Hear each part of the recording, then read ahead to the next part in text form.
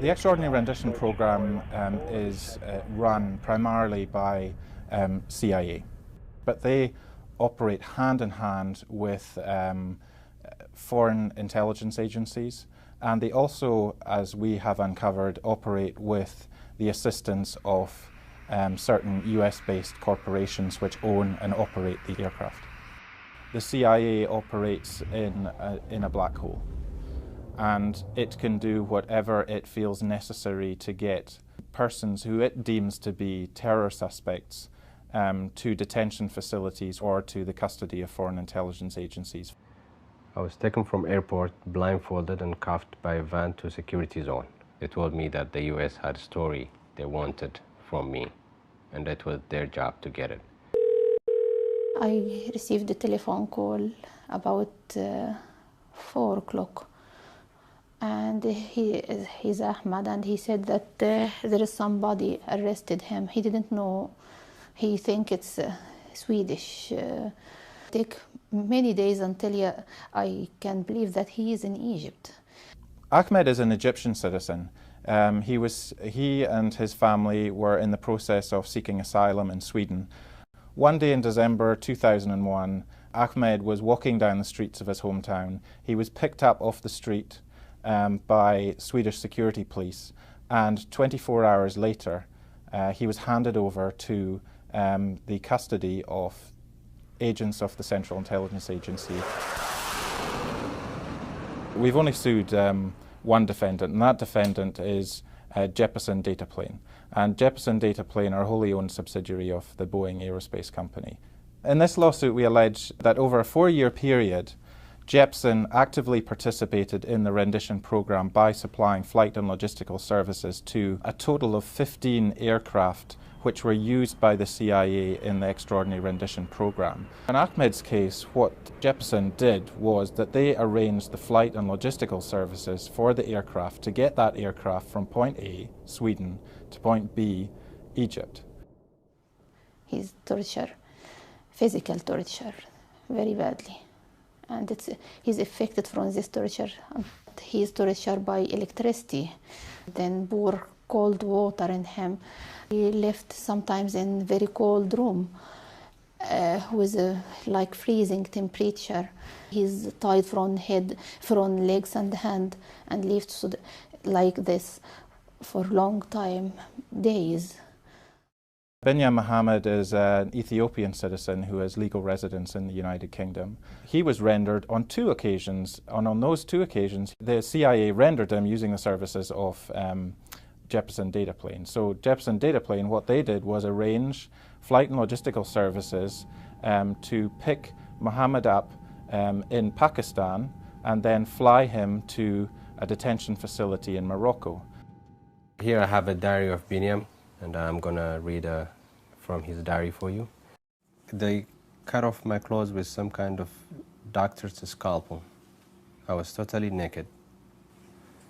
They took the scalpel to my right chest. It was only a small cut, maybe an inch. At first, I just screamed. They beat them up, they strip them of their clothes, they humiliate them, they take photographs of them, they then sedate them and then chain them into the seat of an aircraft and fly them to their end destination point. And that destination point could be a US-run secret black site facility, or it could be to the custody of foreign intelligence agencies in countries such as Syria, Egypt or Jordan, where the whole world knows torture is routine. It was an agony, crying, trying desperately to suppress my feelings. But I was screaming. There was blood all over. If I told you I was going to teach you,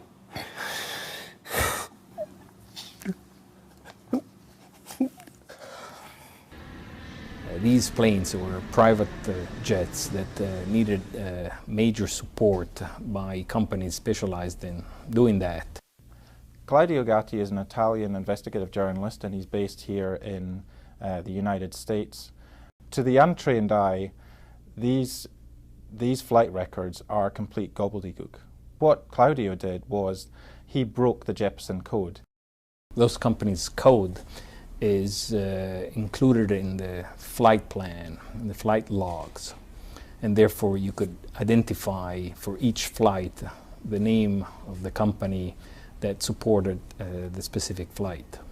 One of the 7 individuals that were rendered on board of planes serviced by Jeppesen was Qasim al-Britel, who is a Moroccan-born Italian citizen who was captured in Pakistan in March 2002 and was taken into custody by US forces and was flown from Islamabad to Rabat in Morocco. Based on a confession that the lawyer claims was the result of torture, he was sentenced to 15 years in jail.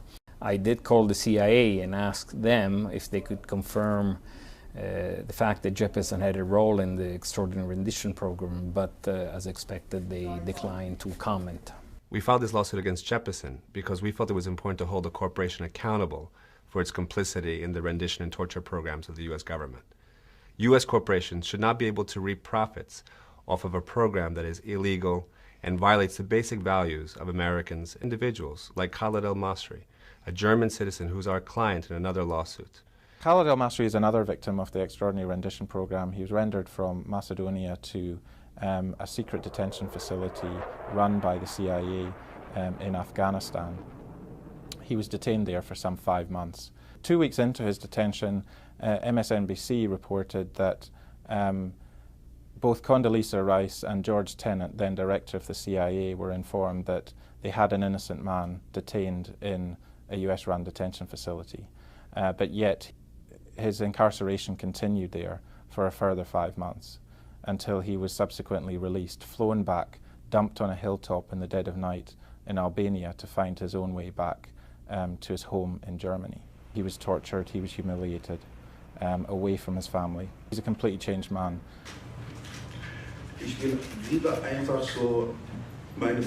I simply want to have my old way of living back, and I want to feel secure again. I've met with family members of some of the rendition victims, and similarly with them there's a sense of great loss of their loved ones and desperation to try and get them home and safe. All 3 of our clients in this case challenge in the extraordinary rendition program are still incarcerated. Binyam Mohammed is incarcerated in Guantanamo. Mr. Britel is in a prison in Morocco, and Ahmed Agiza is in a prison in Egypt. Here we're talking about a private corporation deciding to make money on something that legal experts considered a violation of human rights. Our opposition to the rendition program is not about the guys in the orange jumpsuits. It's not about detainees in Guantanamo. It's about who we are as Americans, what we believe in. When we look in the mirror and we think about what makes us proud as Americans, we think about the core values that define us as a great nation. The rendition program runs to the heart of what our democracy should not be about. America is much greater than that.